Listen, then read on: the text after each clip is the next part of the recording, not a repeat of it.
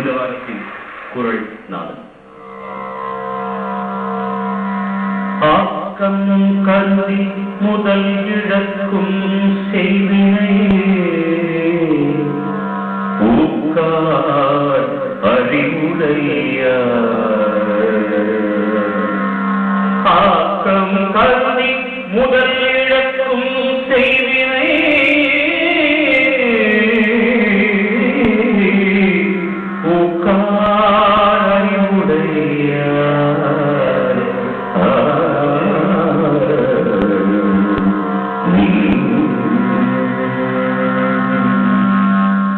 குளத்துல மேயிற மீனை நம்பி வீட்டுல மசாலா அரைச்சாலும் ஒரு பெண்மணி. இது கிராமங்களில் சொல்லப்படுற ஒரு பழமொழி. அந்த மீன் வருமேன்னு நம்பி மசாலா அரைக்காதீங்க அப்படின்னு சொல்றார் வள்ளுவர். புத்திசாலிங்க அந்த வேலையை செய்ய மாட்டாங்களாம், செய்யறவங்களையும் என்கரேஜ் பண்ண மாட்டாங்களாம். லட்சம் ரூபாய் வரும்னு நினைச்சு கையில இருக்கிற ஆயுதத்தை தப்பான வழியில தொழிச்சிடாதீங்க அப்படின்றார் வள்ளுவர். இதுதான் மெசேஜ். ஒரு காலத்துல தமிழ்நாட்டுல குதிரை வேகத்துல பணத்தை போட்டு சொத்தை அழிச்சவங்க கதை ஏராளம் இப்ப கூட தான் இருக்கு. ஒருவேளை அவங்க இந்த திருக்குறள் படிச்சிருந்தா தப்பிச்சிருக்கலாம், படிச்சிருப்பாங்க. ஆனா பணத்து மேல இருக்கிற ஆசை, இந்த படத்துல இருக்கிற அக்கறைய அவங்களுக்கு காணாம போயிடுச்சு. இப்ப ஒண்ணும் கெட்டு போகல. இனிமே வர்ற நம்ம இளைஞர்கள் அவசியம் இதை கடைபிடிச்சா நல்லா இருக்கலாம். அதுதான் வள்ளுவர் சொல்றது. So having one in hand is better than two in the bush அப்படின்னு இங்கிலீஷ்ல ஒரு பழமொழி இருக்கு. ரொம்ப ஷார்ட் கட்ல எது எதிர்பார்த்தாலும் அது நமக்கு கிடைக்கும் அப்படின்னு சொல்லி கையில இருக்கிற ஒரு சின்ன முதல் கூட கொண்டு போயிட்டு ரொம்ப குயிக்கா பணம் வரும் எதுக்காக நம்ம அலைகிறோமோ அதெல்லாம் கிடைக்கிறது ரொம்ப கஷ்டமான விஷயம். லா ஆஃப் ஆவரேஜ் எடுத்து பார்த்தா கூட ரொம்ப கம்மியா தான் அந்த ரிசல்ட்ஸ் கிடைக்கும். யாருக்கும் ஒருத்தருக்கு மட்டும் கொட்டிடுச்சு லாட்டரி அப்படின்றதுக்காக ஒரு 2000 ரூபாய் சம்பளம் இருக்கிறவங்க வந்து அதுல 1000 ரூபாய் வச்சு ஒவ்வொரு மாசமும் டிக்கெட் வாங்கினா அது பாழா போகுமே தவிர அவங்களுக்கு பயன் கிடைக்கும் அப்படின்றது ரொம்ப கஷ்டம். எந்த ஆவரேஜ் லா எடுத்து பார்த்தாலும் கூட கஷ்டம். அதனால உழைக்கிறது பெட்டர், அப்படி சம்பாதிக்கிறது சேமிக்கிறது பெட்டர், அது கொஞ்சம் பத்திரமா பார்த்துக்கிறது பெட்டர். ஸோ ஒரு குறள் நம்ம அர்த்தம் புரிஞ்சுக்கும் போது அதனோட என்னென்ன செயின் ரியாக்ஷன்ஸ் இருக்குன்றதுக்காக ஒரு அத்தாட்சி தான் இப்ப நான் சொன்னது வந்து கேட்டதற்கு நன்றி. பகவாரை தாங்கும் தினம் போல தம்மை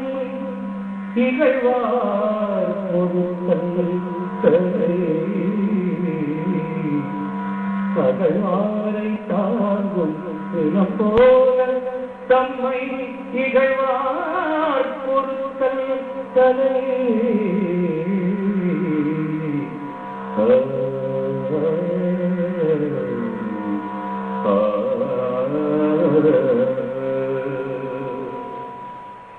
உலகத்திலேயே ரொம்ப சுலபமான வேலை அடுத்தவங்களை விமர்சனம் பண்றது. ரொம்ப கஷ்டமான வேலை அடுத்தவங்களை மன்னிக்கிறது. விமர்சனம் செய்யறவன் மனுஷன், மன்னிக்கிறவன் கடவுள். அதனாலதான் நாம கடவுளே என்ன மன்னிச்சிடு, கர்த்தரே என்ன மன்னிச்சிடுன்னு வேண்டுறோம். சோ மன்னிக்கும் கடவுளா ஒவ்வொரு மனுஷனும் மாறணுங்கிறது வள்ளுவரோட ஆசை. இந்த பூமி மாதாவை வெட்டி வெட்டி தங்கமும் நிலக்கரியும் எடுக்கிறோம், தோண்டி தோண்டி வீடு கட்டுறோம். அந்த வழியெல்லாம் அவ பொறுத்துக்கிட்டு நம்மளை மன்னிக்கலையா? அதுபோல நாமும் பகைவரை மன்னிக்கும் பண்பு குறள் நாதம். அறம் கூறா நல்ல செய்யும் ஒருவன் புறம் கூறா எங்கள் ஈடு.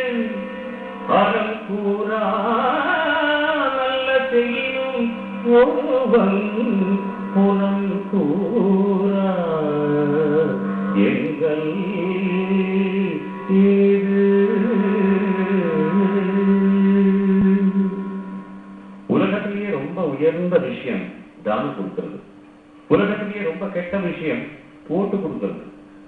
தானம் கொடுக்காட்டியும் பரவாயில்ல, தயவு செஞ்சு அடுத்தவங்களை போட்டு கொடுக்காதீங்க. நீங்க நல்லது செய்யாட்டியும் பரவாயில்ல, தொல்லை செய்யாதீங்கன்னு சொல்றாரு வள்ளுவர். ரொம்ப பேர் தங்களை பத்தி கூட கவலைப்படுறது கிடையாது. அடுத்தவங்க என்ன பண்றாங்க, அவங்க வீட்டுக்கு யார் வர்றா, இதுதான் கவலை. 20 மணி நேரம் மற்றவங்க பத்தியே இட்டு கட்டி பேசுறது இவங்க வேலை. இந்த பழக்கம் நாளாக ஆக ஒரு மனோவியாதியாக போயிடுது. அதனால அடுத்தவங்களை நாம புறம் பேச வேண்டாம், முடிஞ்சா அவங்களை பத்தின நல்ல விஷயங்கள் பேசுவோம் அப்படின்றார் வள்ளுவர். நல்ல விஷயங்கள் யார் சொன்னாலும் கேட்க வேண்டியதுதானே. அதுவும் வள்ளுவர் சொல்லும் போது நமக்கு யார் வள்ளுவர் பஸ்ல ஏதோ பொம்மை பார்க்கறோம், இல்லைன்னா ஏதோ ஒரு ப்ரொடக்ஷனுக்கு வந்து சிக்னேச்சர் ஃபிலிம்காக ஒரு பொம்மை வச்சு அகர முதல எழுத்தெல்லாம் அப்படின்னு பாட்டுக்காரு இளையராஜா அவர்கள். இவருக்கான அப்படின்னு நினைச்சிட்டு விட்டுவே கூடாது. தமிழுக்கு தந்தையானவர். அது மட்டுமே இல்லாம அவங்க வாழ்க்கையில் இருக்கிற அனுபவத்தை வச்சு இன்றைக்கு கூட எல்லாரும் எப்படி பழகணும்ன்ற மாதிரி சில சூக்திகள் சொன்ன பெரியவங்களுக்கு வணங்கி இதை கேட்டதற்கு உங்களுக்கு வணங்குகள். நான் வாழ்க்கை கூட போல இல்லாதி தூங்கா கெடும் அழகிருந்து வாழாதான் வாழ்க்கை கூட போல இல்லாதி தூங்கா கெடும். வாடகை சோஃபா 20 ரூபாய், விலைக்கு வாங்கினா 30 ரூபாய். கவியரசர் மூலமா இயக்குனர் சொன்ன தத்துவம். வரவுக்கு மீது செலவு செஞ்ச வாழ்க்கை காணாம போயிடும். இதைத்தான் வள்ளுவர் அளவிலிருந்து வாழாதான் வாழ்க்கைன்னு சொல்றார். 5000 ரூபாய் சம்பளம் வாங்கி 4000 ரூபாய் செலவு பண்ணினா புத்திசாலி, 7000 ரூபாய் செலவு பண்ணினா கடன். இன்னைக்கு வளர்ந்துகிட்டு இருக்கிற கிரெடிட் கார்டு கலாச்சாரம் கூட நம்மள ஹைடெக் கடனாளியா கொஞ்சம் கொஞ்சமா மாத்திட்டு இருக்கு. சோ கொஞ்சம் நாம கவனமா இருக்கணும், வரவேற்ற செலவை திட்டமிடணும். அதுக்கு அவசியம் இந்த திருக்குறள் நினைவு வச்சுக்கணும், அவசியமாக நினைவு வச்சுக்கணும். ஏன்னா எந்த பொருளா இருக்கட்டும், நம்ம எதை பத்தி பழைய காலத்துல பெரியவங்க சொன்னது கேட்டாலும் அதெல்லாம் பழகுதான், அந்த காலம் போயாச்சு, இந்த காலத்துக்கு இதெல்லாம் எடுத்து வராது அப்படின்றோம். கிடையவே கிடையாது. இது வாழ்க்கையோட தத்துவம். மனுஷனோட மூச்சு இருக்கிறவர்களும் நம்ம வாழ்க்கையை எந்த மாதிரி மாற்றத்துல ஓடிக்கிட்டு இருந்தாலும் இதுல இருக்கிற தாற்பயம் வந்து எல்லாருக்குமே பொறுப்பு. அதை கேட்டு ஒழுங்காக இருக்க வேண்டியது நம்மளுடைய பொறுப்பு. கேட்டதற்கு வளர்க்கின்ற குரல் நாதம். தெய்வம் தொழால் கொருணம் தொழுது எழுவாள், தெய்வம் தொழால் கொருணம் தொழுது எழுவாள், பெய்யன பெய்யும் மழை, தெய்வம் தொழாள் கொருணம் தொழுது எழுவாள், பெய்யன பெய்யும் மழை. கணவனை கண்கண்ட தெய்வம், மணாளனை மங்கையின் பாக்கியம். இதெல்லாம் சினிமா படங்கள் நீங்க நினைச்சா தவறு. நம்முடைய பண்பாடு, நம்முடைய கலாச்சாரம், அதைத்தான் சினிமா படங்களுக்கு தலைப்பா வச்சாங்க. கணவன் கடவுளா நினைக்கிறவங்க நம்ம தாய்மார்கள். ஒரு குழந்தைய 10 மாசம் சுமக்கிறவ பெண். ஆனா ஒரு குடும்பத்தை ஆயுசுக்கும் சுமக்கிறவன் ஆண். அதனாலதான் நம்ம தாய்மார்கள் அவன் தப்பு செய்யற புருஷனா இருந்தா கூட அதை பொறுத்துக்கிட்டு கணவனை கடவுளா நினைக்கிறாங்க. அப்பேற்பட்ட பெண்கள் மழையே வா அப்படின்னா வந்துடுமா. அதுக்காக இந்த திருக்குறளை ஆண்கள் மிஸ்யூஸ் பண்ணிட்டு இஷ்டத்துக்கு நடந்துக்க கூடாது. இது சாதாரணமா இருக்கிற ஒரு காரணத்தை நான் சொன்னேன், அவ்வளவுதான். தவறு இருந்தா திருத்துக்கிட்டு மனைவிக்கு கடவுளா காட்சி தரணும், தன் குடும்ப கடமையை ஒழுங்க செய்யணும் அப்படின்னு சொல்றாரு. குறளுக்கு மன்னன் சக்கரவர்த்தி குறளுக்கு மட்டுமே இல்லை, அந்த குறள் மூலமாக நமக்கு அவர் கொடுக்கிற ஆசி, அவர் கொடுக்கிற அபிப்பிராயங்கள், அது ஒவ்வொரு வாழ்க்கைக்கும் கூட ரொம்ப முக்கியமானது. இது சும்மா ஏதோ மியூசிக்கலாக நான் பாடுறேன், அதனோட தாற்பயம் சொல்றேன் அப்படின்னு கேட்டு போகாம அது கைப்பிடிச்சு நம்ம யூஸ் பண்ண வாழ்க்கையில முன்னேறதுக்கு அவகாசங்கள் இருக்கு. செய்தாரை ஒருத்தல் அவர் நன்னயம் செய்துவிட இல்லா செய்தாரை ஒருத்தல் அவர் நாட நன்னயம் செய்துவிடல் அவர் நாட நன்னயம் செய்துவிடல். இந்த குரலை கேட்ட உடனே எனக்கு கவியரசர் கண்ணதாசன் எழுதின வரிகள் தான் நினைவுக்கு வருது. பாஞ்சாலி உன்னிடத்தில் சேலை கேட்டாள், அந்த பார்த்தனவன் உன்னிடத்தில் கீதை கேட்டான். நான் இருக்கும் நிலையில் உன்னை என்ன கேட்பேன், இன்னும் நன்மை செய்து துன்பம் வாங்கும் உள்ளம் கேட்பேன். அப்படி வாழ்ந்தவர் தான் கண்ணதாசன். வாழ சொன்னவர் வள்ளுவர். பழிக்கு பழி, ரத்தத்திற்கு ரத்தம்னு வாழாம எதிரிகளை மன்னித்து அவங்களே வெட்கப்படும்படி நாம நல்லது செய்யணும். அதைத்தான் வள்ளுவர் நம்ம கிட்ட எதிர்பார்க்கிறார். அப்படி வாழ்ந்துட்டா மனிதன் என்பவன் தெய்வமாகலாம் இல்லையா? எவ்வளவு அழகான விஷயங்கள் இந்த காலகட்டத்துக்கு கூட உபயோகப்படும் மாதிரி பெரியவங்க அவங்க அனுபவத்தை வச்சு, கடவுளோட அனுகிரகத்தை வச்சு நமக்காக வழங்கி போன இந்த விஷயங்கள் எல்லாம் கூட நம்ம கைப்பிடித்து அனுபவத்துள் கொண்டு வந்தால் ரொம்ப நன்றாக இருக்கும். கேட்டதற்கு நன்றி, வணக்கம்.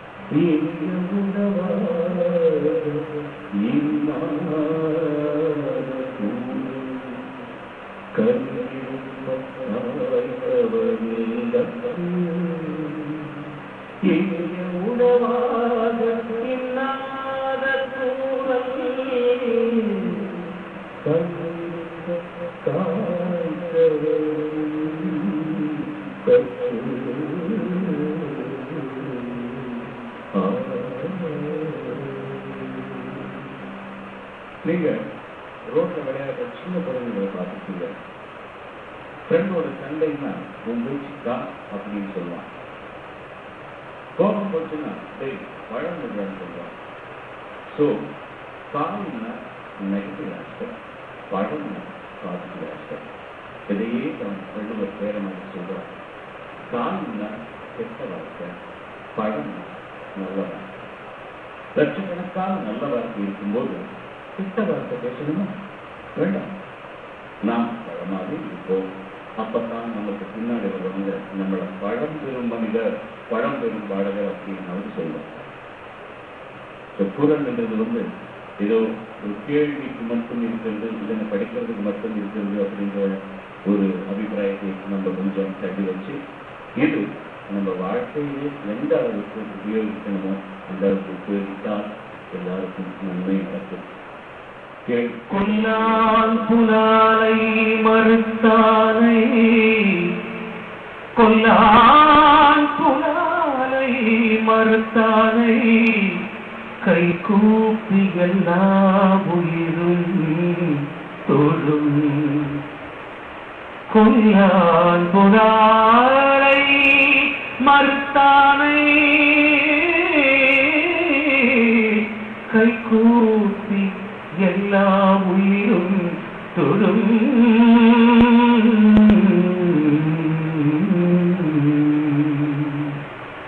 அர்த்தம், நீங்க வெஜிடேரியனா, நான் வெஜிடேரியனா. வெஜிடேரியனா இருந்தா எல்லா ஜீவராசிகளும் உங்களை கையெடுத்து கும்பிடும். அப்பா சாமி, உன் சாப்பாட்டுக்காக எங்களை கொல்லாம இருக்கியே, நீதான் எங்கள் கடவுள் கும்பிடும். அதனால உயிரை கொல்லாதேன்னு சொல்றார் வள்ளுவர். புத்தரும் அதுதான் சொன்னார், மகாவீரர் அதுதான் சொன்னார், அருட்பெரும் ஜோதியும் சொன்னார். மருத்துவ ரீதியா வெஜிடேரியனா இருக்கிறது பல சௌகரியம் இருக்கு. அதுல நான் வெஜிடேரியனா இருக்கிறதுல சில சிரமங்கள் இருக்கு. எந்த ஒன்னையும் படைக்க நமக்கு உரிமை இருக்கு, கொல்ல எந்த ரைட்ஸ் நமக்கு கிடையாது. சோ வள்ளுவர் சொன்னார், உயிர் கொல்லாமையை கடைபிடிப்போம். நான் வெஜிடேரியன்ஸ்க்கு எல்லாம் இது மாதிரி கோபம் வரும். பட் இப்போ வைத்திய சாஸ்திரம் அதை வச்சு பார்த்தா கூட கொலஸ்ட்ரால் இதெல்லாம் கூட ஜாஸ்தியாகிறது மாமிசம் சாப்பிட்றதுனால அப்படின்னு சொல்றாங்க. வெஜிடேரியன்ல இல்லாதது ஒன்றும் நமக்கு நான் வெஜிடேரியன்ல கிடையாது. ருசி பார்த்தா எல்லாம் ஒண்ணுதான், உடம்புக்கு எல்லாம் ஒண்ணுதான். ஆனா தீமை செய்யறது கொஞ்சம் பக்கத்துல வைக்கிறதுல தப்பே கிடையாது. அதனால let us all vote for vegetarianism so that the world will be very green. Thank you for listening to me. குணம் நாடி குற்றமும் நாடி அவற்றுள் நிகழ் நாடி மிக்க கொள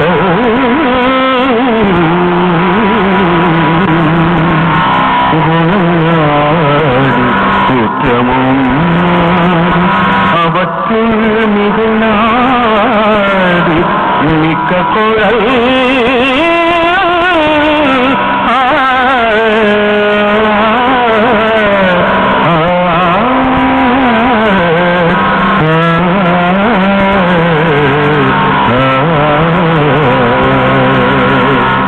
தாற்பயம்.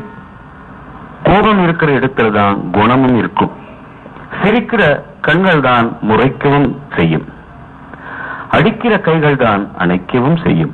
எந்த ஒரு மனுஷனுக்குள்ளேயும் குணமும் உண்டு, குறையும் உண்டு. குணம் ஏ செக்ஷன் அப்படின்னா குறை பி செக்ஷன். ஒருத்தரை ஒரு வேலைக்காக நாம தேர்ந்தெடுக்கிறதுக்கு முன்னால அவங்களுடைய நல்ல குணங்களை ஏ செக்ஷன்லயும் குறைகளை பி செக்ஷன்லயும் லிஸ்ட் அவுட் பண்ணி பார்க்கணும். நிறைய நல்ல குணங்கள் இருந்து கம்மியா குறைகள் இருந்தா அவரை நாம ஓகே பண்ணலாம். இந்த காலத்துக்கும் தேவையான ஒரு பர்சனல் மேனேஜ்மெண்ட் தியரிய வள்ளுவர் என்ன குறள் நாதம் மாறுபாடு இல்லாத உண்டி மறுத்தூமி ஊறுபாடு இல்லை உயிர்க்கு மாறுபாடு இல்லாத உண்டி மறுத்துவும் ஊறுபாடு இல்லை உயிர்க்கு.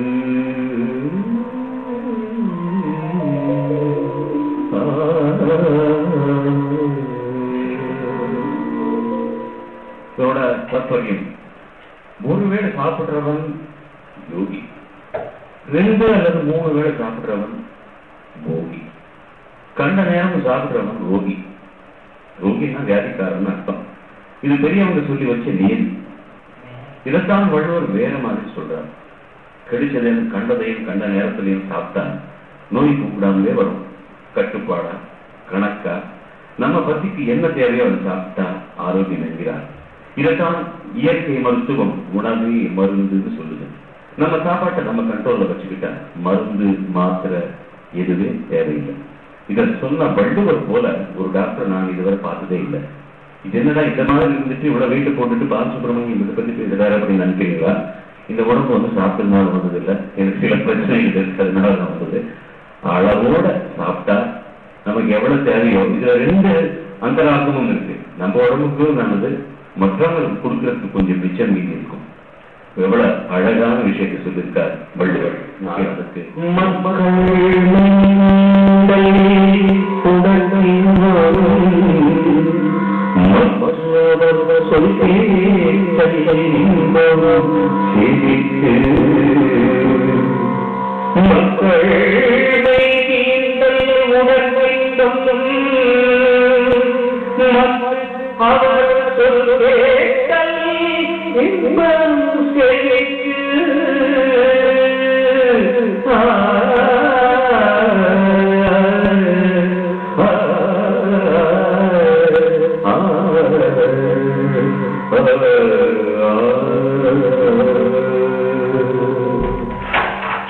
இன்பம் எங்கே இன்பம் எங்கே என்று தேடு, அது எங்கிருந்த போதும் அதை நாடி ஓடு.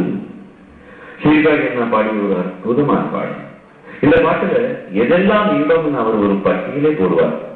வள்ளுவர் கிட்ட போய் கேட்டா அவர் 2 இன்பம் மட்டும் சொல்றார். அது என்ன இன்பம்? குழந்தைகளோட தீஞ்சி உடம்ப தொட்டு பார்க்கறது, அவங்களோட தொட்டு தூக்கி கொஞ்சிறது நம்ம உடம்புக்கு இன்பம். அவங்களோட கள்ளங்கபடம் இல்லாத பேச்சை கேட்கிறது காதுக்கு இன்பம். மற்ற இன்பம் எல்லாம் சிற்று இன்பம், குழந்தைகளே இன்பம் அப்படின்றார். ரொம்ப சின்ன சூட்சமாக அவர் சொன்ன ஒரு விஷயமாக இருக்கலாம். ஆனா நம்ம மட்டும் கொஞ்சம் நம்ம இதற்கு மேல தயவோட்டு யோசனை பண்ண வேண்டிய விஷயங்கள் நிறைய இருக்கு. குழந்தைகளை பற்றி யோசனை பண்ணும்போது அவங்களுக்கு வரப்போற ஜெனரேஷனுக்கு நம்ம என்ன பண்ணிட்டு இருக்கிறோம்னு ஒரு நிமிஷம் யோசனை பண்ணி அடிக்கடி நான் சொல்லுவேன். ரொம்ப துரோகம் நாம் பண்ணிட்டு இருக்கிறோம். நம்ம பெரியவங்க எல்லாம் நமக்கு வந்து அழகான ஒரு உலகத்தை அமைச்சு கொடுத்தாங்க. நல்ல தண்ணி, நல்ல காற்று, எங்க போனாலும் நல்ல பசுமையான பொருள் எல்லாமே கிடைச்சது நமக்கு. ஆனா அதெல்லாம் கூட சுத்தமாக நாகம் பண்ணி எல்லாத்தையும் கல்மஷம் பண்ணி எல்லாரும் கரையோட நம்ம குழந்தைகளுக்கு ஒரு தட்டில கொடுத்துட்டு இருக்கிறோம். அடிக்கடி சொன்ன மாதிரி ஒரு காலத்துல அவங்க ஆக்சிஜன் மாஸ்க் போட்டுக்கிட்டு தான் ஸ்கூலுக்கு போக வேண்டிய வருமா என்னமோ நமக்கு தெரியாது. தயவு பண்ணி யோசனை பண்ணுங்க. குழந்தைகள் தான் நம்ம நாட்டையும் இந்த உலகத்தையும் காக்க போற ஒரு பெரிய சக்தி. அந்த சக்திக்கு நம்ம ஒரு சக்தி உறுதுணையா இருக்கணும்னா இந்த உலகத்தை அவங்களுக்கு அழியாம இருக்கணும்னா கரையில்லாத ஒரு அழகான ஒரு சொசைட்டி, ஒரு உலகத்தை அவங்களுக்கு கொடுக்கணும். அதுக்கு எல்லாமே நம்ம கோஆபரேட் பண்ணி வேலை செய்ய வேண்டிய பொறுப்பு கடமை நம்ம மேல இருக்கு. கேட்கறதுக்கு நான் தேங்க்யூ வெரி மச். மங்களம் என்பமனை மாற்றி மற்ற அதந்தம் நன்மக்கட்டேறு மங்களம் என்பமனை மாற்றி மற்ற அதந்தம் நன்மக்கட்டேறு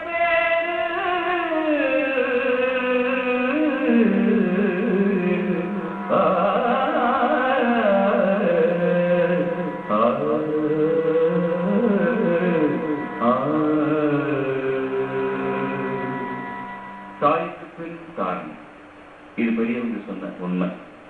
நம்மளை வரமா கட்டி எடுக்கிறவர் தாய், நம்மளை தரமா மாற்றி காட்டுறவர் தாரம். அதனாலதான் கவிஞர் கண்ணதாசன் மனைவி அமைவதெல்லாம் இறைவன் கொடுத்த வரம்னு சொல்றார். வாழ்க்கையோட அழகே உனக்கு கிடைச்ச நல்ல மனைவிதான் சொல்றார் வள்ளுவர். மனைவிக்கு அடுத்தபடியா ஏது அழகுன்னா நல்ல பிள்ளைகள் தான் சொல்றார். இதை சொல்லும் போது எனக்கு சீர்காழி என்ன பாடி ஒரு பாடல் தான் நினைப்பு வரும். நல்ல மனைவி, நல்ல பிள்ளை, நல்ல குடும்பம், தெய்வீகம், தெய்வீகம், அது தெய்வீகம். இந்த தெய்வீகம் எல்லோருக்கும் அமைய இறைவனை வேண்டிக் கொள்வோம். கேட்டதற்கு நன்றி. மோப்பக்குழையும் அரிச்சம் முகம் தீர்ந்து நோக்கக்குழையும் விருந்து மோப்பக்குழையும் அரிச்சம் முகம் தீர்ந்து நோக்கக்குழையும் விருந்து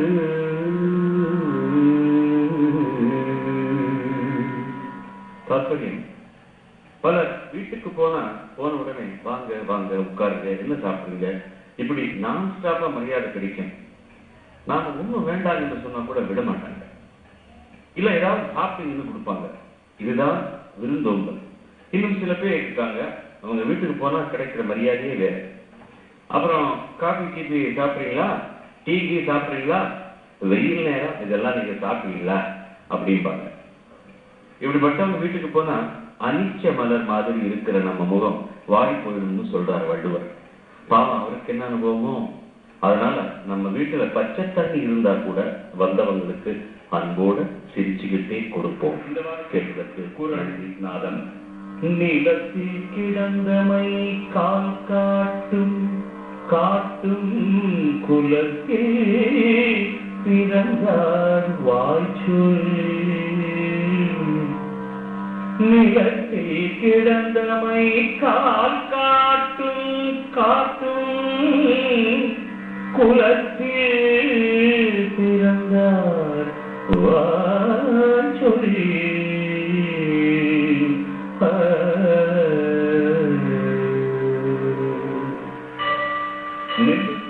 கரும்பும் விளைஞ்சா அது நஞ்ச நிலம்னு சொல்றோம். கம்பு, கேழ்வரகு, மக்காச்சோளம் விளைஞ்சா அது புஞ்ச நிலம்னு சொல்றோம். பருத்தி விளைஞ்சா அது கரிசல் நிலம்.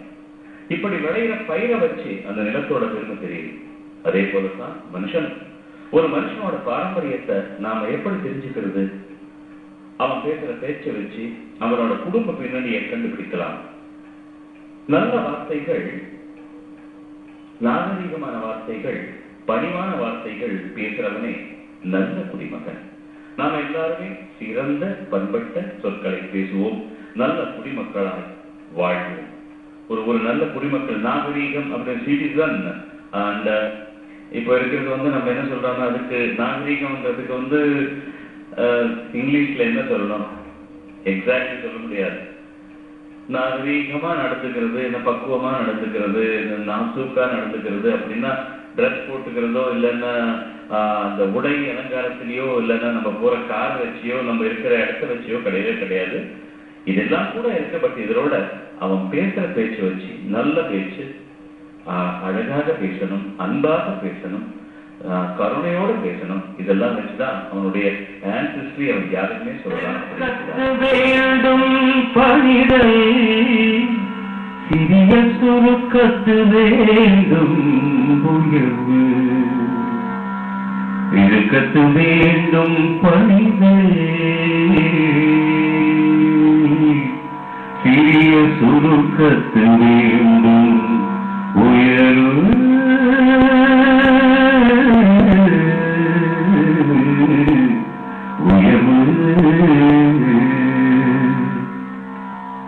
காசு வந்தா சில பேருக்கு ஃபேஸ் மாறி போயிடும். தரையை பார்த்து நடக்க மாட்டாங்க. ராத்திரி 10 மணிக்கு கூலிங் கிளாஸ் போட்டுப்பாங்க. மினரல் வாட்டர்ல தான் குடிப்பாங்க. இதைத்தான் பெரியவங்க அர்ப்பனுக்கு பவுஸ் வந்தா அர்த்தராத்திரியில கொடை பிடிப்பான்னு சொல்றாங்க. இவங்களுக்காகத்தான் வள்ளுவர் இந்த குறளை சொல்றார். பணம் வரும்போது பணிவா இருங்க. பணம் மட்டுமே இல்ல, கீர்த்தி, அந்த போதை கூட தாக்குறது ரொம்ப கஷ்டமான விஷயம். சோ அது கூட சகிக்கணும்னா பணிவா இருக்கணும். அப்பதான் கஷ்டம் வரும்போது நிமிர்ந்து நிற்க முடியும். சோ பணிவே நல்ல பண்பாடு. பெருமைக்கும் சிறுமைக்கும் தத்தம் கருமமே கட்டளை கண் பெருமைக்கும் ஏழை சிறுமைக்கும் தத்தம் கருமமே கட்டளை கண்.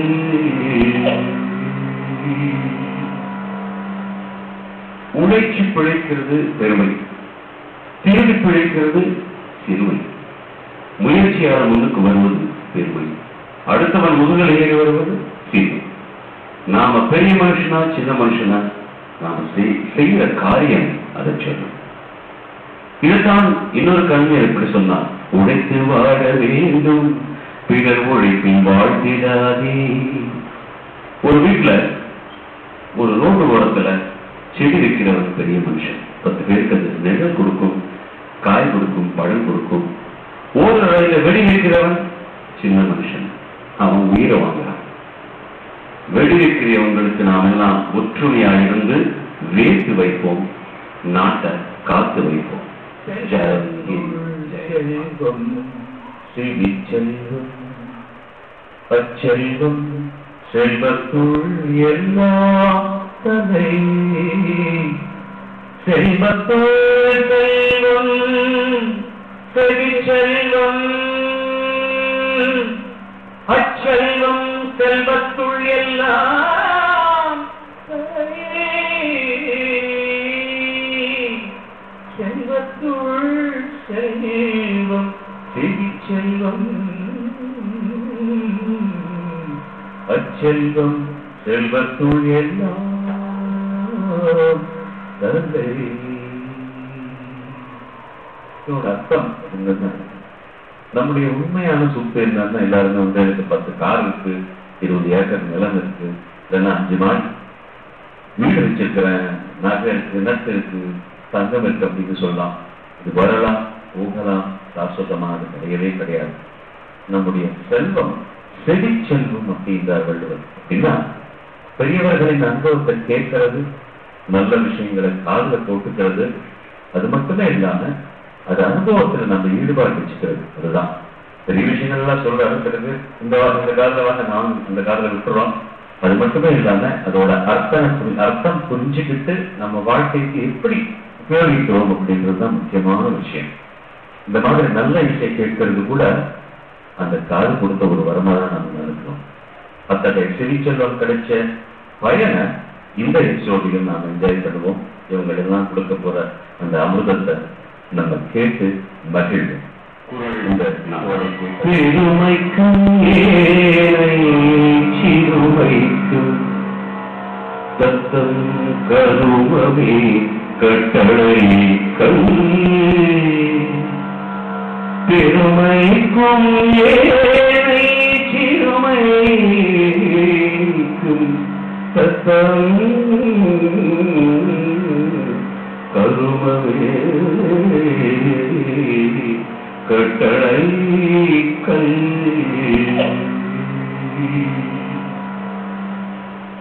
உழைச்சி பிழைக்கிறது பெருமை, திருடி பிழைக்கிறது சிறுமை.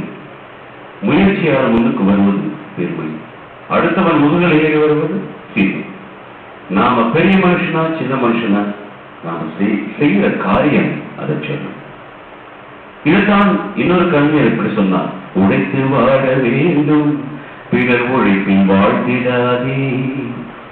ஒரு வீட்டுல ஒரு ரோடு ஓரத்துல செடி வைக்கிறவன் பெரிய மனுஷன், 10 பேருக்கு அது நெல் கொடுக்கும், காய் கொடுக்கும், பழம் கொடுக்கும். ஒரு ரயில வெடி வைக்கிறவன் சின்ன மனுஷன், அவன் உயிரை வாங்குறான். வெடி வைக்கிறவங்களுக்கு நாம் எல்லாம் ஒற்றுமையாக இருந்து வேட்டு வைப்போம், நாட்டை காத்து வைப்போம். ஜெய் ஹிந்த், ஜெய் பாரத். இந்த நூலை கேட்டதற்கு நன்றி நன்றி. தன்னைத்தான் காக்கின் காக்க காவாக்கால் தன்னையே கொல்லும் சினம், தன்னைத்தான் காக்கின் சினம் காக்க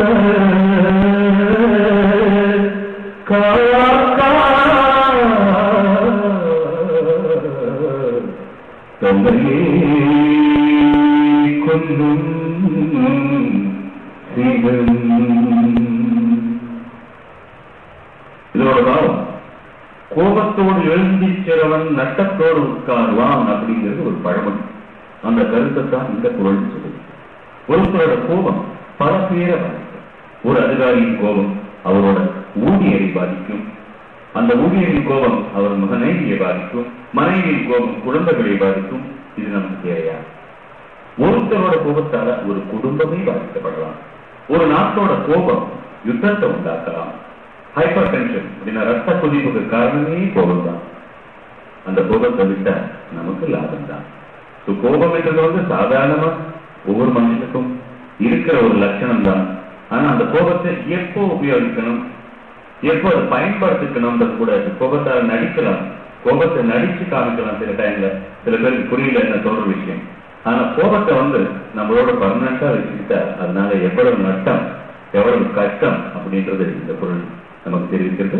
கேட்டதற்கு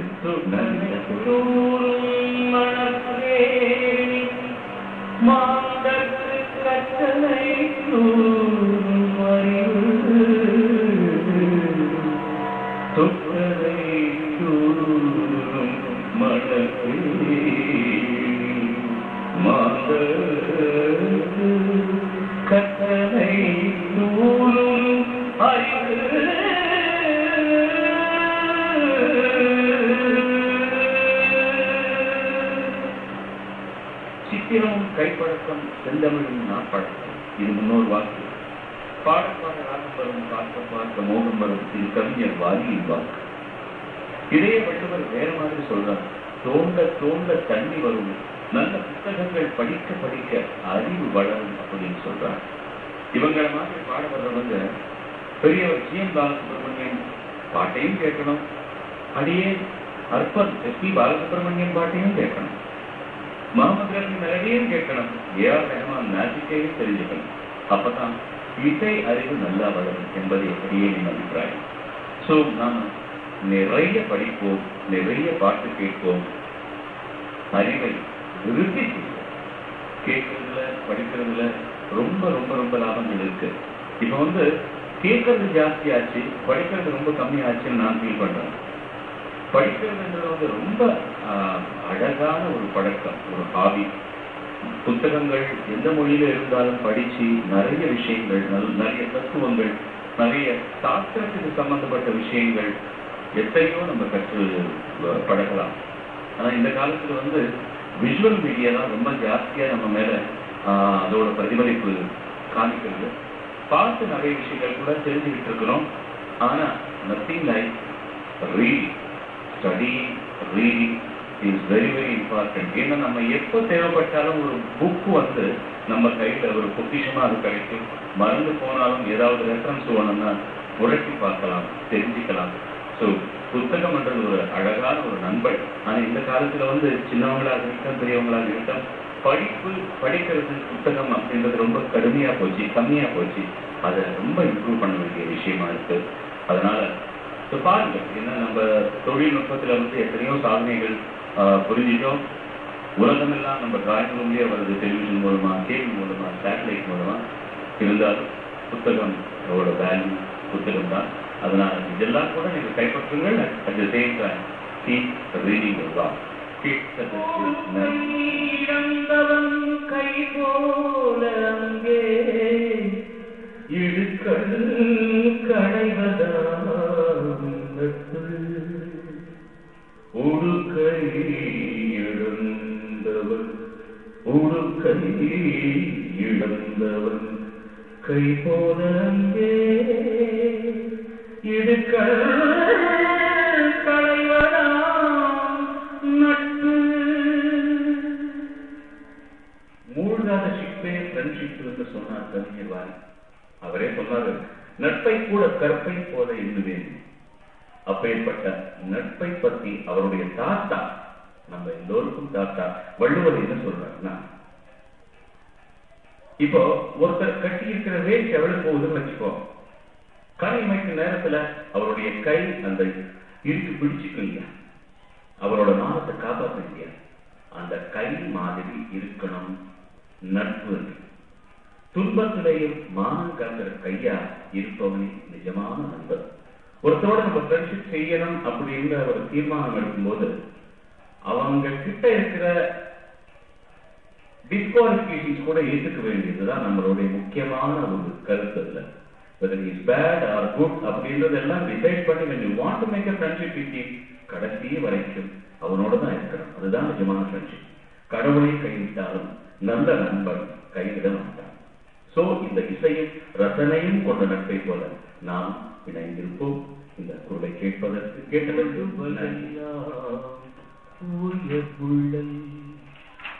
மற்றது தள்ளினும் தள்ளாமை நீத்து உள்ளுவதெல்லாம் உயர் உள்ளல். மற்றது தள்ளினும் தள்ளாமை நீத்து மற்றது தள்ளினும் இளமென்று அசை இருப்பாரை காணும் நிலமென்னும் நன்னாள் நகும். இளமென்று அசை இருப்பாரை காணும் நிலமென்னும் நல்லாள் நகும். நிலமென்னும்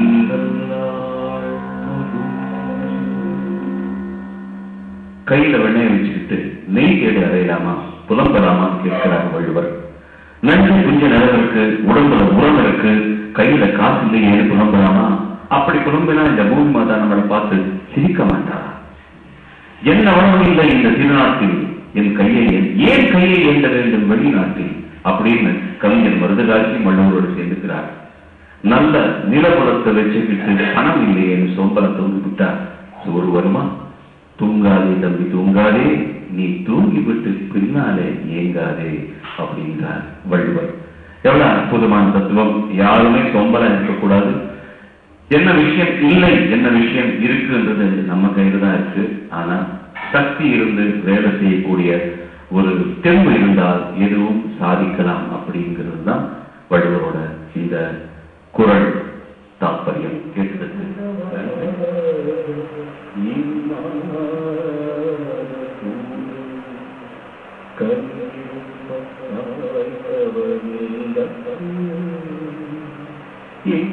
உணவாக இன்னாத கூறல்